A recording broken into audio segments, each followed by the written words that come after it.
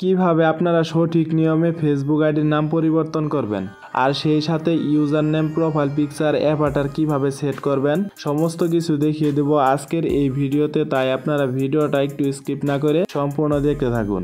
এখন আপনাদেরকে শুরুতে যেটা করতে হবে, আপনাদের ফেসবুক অ্যাপসটি যদি আপডেট দেওয়া না থাকে তাহলে আপনারা অবশ্যই প্লে স্টোর থেকে আপডেট দিয়ে নেবেন, কেননা ফেসবুকে প্রতিনিয়তই নতুন নতুন ফিচার অ্যাড করা হচ্ছে। তাই আপনারা অবশ্যই প্লে স্টোর থেকে অ্যাপসটি আপডেট দিয়ে নেবেন।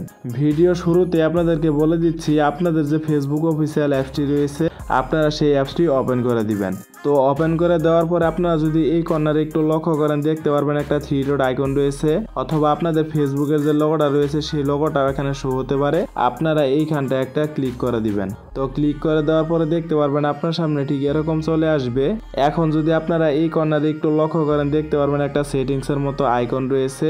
আপনাদের যদি এই সেটিংসের আইকনটি এখানে শো না হয় তাহলে আপনারা যেটা করবেন, এখান থেকে আপনারা স্ক্রল করে একটু নিচের দিকে চলে আসবেন। তো নিচের দিকে আসার পরে আপনারা এইখানে একটা অপশন পেয়ে যাবেন সেটিংস এন্ড প্রাইভেসি নামে। আপনারা এইখানটা একটা ক্লিক করে দিবেন।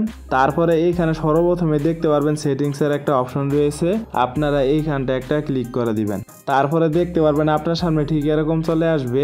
এখানে সর্বপ্রথমে যে অপশনটি রয়েছে মেটা অ্যাকাউন্ট সেন্টার, আপনারা এইখানটা একটা ক্লিক করে দিবেন।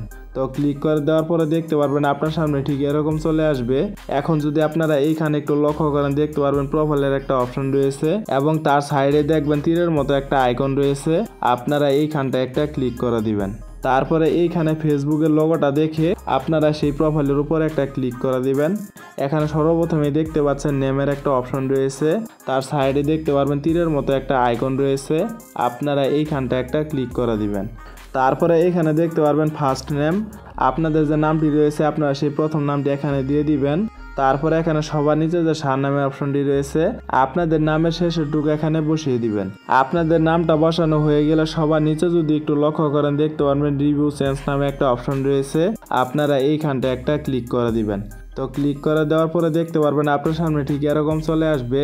এখন আপনারা এইখানে দুইটা নাম দেখতে পারবেন, আপনাদের যে নামটি ভালো লাগে আপনারা সেই নামটি এখান থেকে সিলেক্ট করে দিবেন। তো দেখতেই পাচ্ছেন এই কর্নারে কিন্তু সিলেক্ট করার মতো অপশন রয়েছে, এখান থেকে আপনাদের যে নামটি ভালো লাগে আপনারা এখান থেকে সিলেক্ট করে নেবেন। তো সিলেক্ট করে নেওয়ার পরে আবারও সবার নিচে যদি একটু লক্ষ্য করেন, দেখতে পাবেন সেভ চেঞ্জ নামে একটা অপশন রয়েছে, আপনারা এইখানটা একটা ক্লিক করে দিবেন।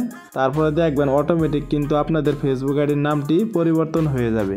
এখন চলুন আপনাদেরকে দেখাচ্ছি আপনারা কিভাবে ফেসবুকে ইউজার নেম সেট করবেন। তো ফেসবুকে ইউজার নেম সেট করার জন্য এখানে ইউজার নেমের যে অপশনটা রয়েছে আপনারা এইখানটা একটা ক্লিক করে দিবেন। তারপরে এইখানে যে ঘরটা দেখতে পাচ্ছেন আপনারা এইখানটা একটা ক্লিক করে আপনাদের যে কোনো একটা ইউজার নেম দিয়ে দিবেন। তো আপনাদের ইউজার নেমটি দেওয়া হয়ে গেলে সবার নিচে যদি একটু লক্ষ্য করেন, দেখতে পারবেন ডান নামে একটা অপশন রয়েছে, আপনারা এইখানটা একটা ক্লিক করে দিবেন।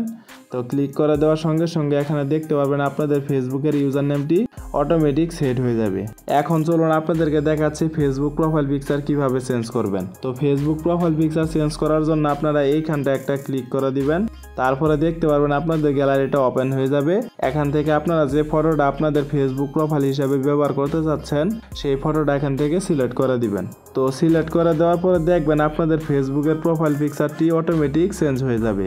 এখন সর্বশেষ যে অপশনটি রয়েছে অ্যাভাটার, আপনারা এইখানটা একটা ক্লিক করে দিবেন। তারপরে আপনারা এইখানে যে কোনো একটা ফটো তুলে আপনাদের অ্যাভাটার হিসাবে ব্যবহার করতে পারেন।